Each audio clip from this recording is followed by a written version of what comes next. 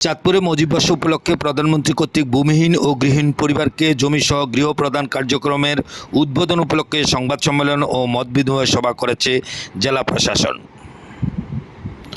আজ বিকেলে জেলা প্রশাসক কার্যালয়ে জেলা প্রশাসনের আয়োজনে এই মতবিনিময় সভা অনুষ্ঠিত হয়। সভায় জেলা প্রশাসক কামরুল হাসান জানান, সর্বশেষ হালনাগাদকৃত তালিকা অনুযায়ী 1290টি ভূমিহীন গৃহহীন পরিবারকে পুনর্বাসন করায় জেলায় ভূমিহীন পরিবার নেই। আগামী 11 জুন চাঁদপুরকে গৃহহীন ও ভূমিহীন ঘোষণা করবেন প্রধানমন্ত্রী শেখ হাসিনা। চাঁদপুর সদরে 157টি, ফরিদগঞ্জে 56টি, কচুয়ায় 93টি, হাজীগঞ্জে 84, মতলব দক্ষিণে 194টি, মতলব উত্তরে 155টি, শাহরাস্তিতে 58টি ও হাইমচর উপজেলায় 423টি পরিবারকে পুনর্বাসন করা হয়েছে বলে জানান জেলা প্রশাসক। জেলা প্রশাসক আরও জানান, যে উপজেলাগুলো এরকম হয়ে গেছে সেই উপজেলা কিন্তু আমরা ইতিমধ্যে ঘোষণা যেগুলো হয়েছে ভূমিহীন গৃহহীন মুক্ত, সেখানে অনেকটি কিন্তু আমরা শনাক্ত করে ইতিমধ্যে আমাদেরকে খাসজমি দিয়েছি এবং অনেক কিন্তু আশ্রয় প্রকল্পের বাইরে কিন্তু ঘরের ব্যবস্থা করা হয়েছে। আমাদের মতলব উত্তর উপজেলায় যে চরপাথালি আশ্রয় প্রকল্প যেটি আছে, চরপাথালি 1 এবং 2, সেখানে কিন্তু আমাদের এখনো বেশ কিছু ঘর রয়ে গেছে যেখানে আমরা এখনো পুনর্বাসন করতে পারিনি। যদি আপনাদের যারা কেউ থাকেন ওই এলাকার যাদেরকে পুনর্বাসন করা প্রয়োজন আমার সাথে যোগাযোগ করলে আমরা সেখানে পুনর্বাসন করবো। আমাদের যেটি ক্রাইসিস সেটি হচ্ছে আমাদের কাছে যেজন আসলে চাঁদপুর সদরে পাওয়া যায় এবং সমস্যা যেটি তারা পৌরসভার বাইরে যাবে না।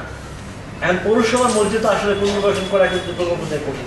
আমাদের কিন্তু আরও অপশন আছে, পৌরসভার বাইরে আমাদের অন্য জায়গায় তারা যদি যেতে চান সেখানে তাদেরকে আমরা খাসজমি সহ দিয়ে কিন্তু ঘরের ব্যবস্থা করতে পারি, কিন্তু পৌরসভার মধ্যে হলে কিন্তু আমাদের সমস্যা। কারণ আপনারা জানেন যে পৌরসভার ভিতরে জমির যে দাম, এই দামে কিন্তু প্রকল্প থেকে জমি কিনে ঘর করে দিতে অনেক কঠিন।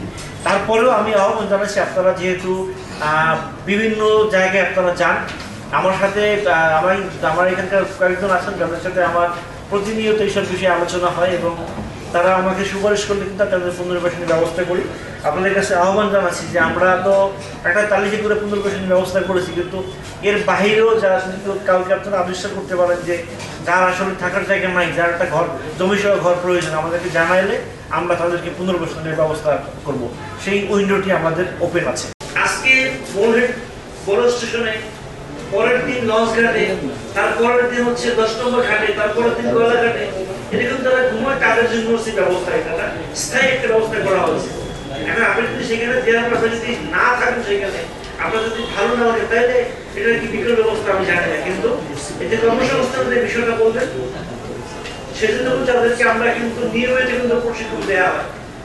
আপনাদের আশ্রয় কেন্দ্রকে করে সমিতি করা হচ্ছে, যাদের ঋণ দেওয়া হচ্ছে, সেখানে আপনার বিদ্যুৎ সংযোগ, স্যানিটেশনের ব্যবস্থা, পানির ব্যবস্থা, সব ব্যবস্থা আমরা কিন্তু মেসেজ করে কিন্তু করে দিচ্ছি, কিন্তু কর্মসংস্থানের প্রশিক্ষণ দিচ্ছি। এখন যারা কর্মসংস্থান আপনাকে করতে হবে, আপনাকে চুজ করতে হবে যে আপনি কি করতে চান। উপস্থিত ছিলেন অতিরিক্ত জেলা প্রশাসক রাজস্ব Imran Shahriar, deputy collector Hedayetullah, Chandpur press ক্লাবের সভাপতি শাহাদাত হোসেন শান্ত সহ বিভিন্ন প্রিন্ট ও ইলেকট্রিক মিডিয়ার সাংবাদিকবৃন্দ। মোর্শেদ আলম, চাঁদপুর।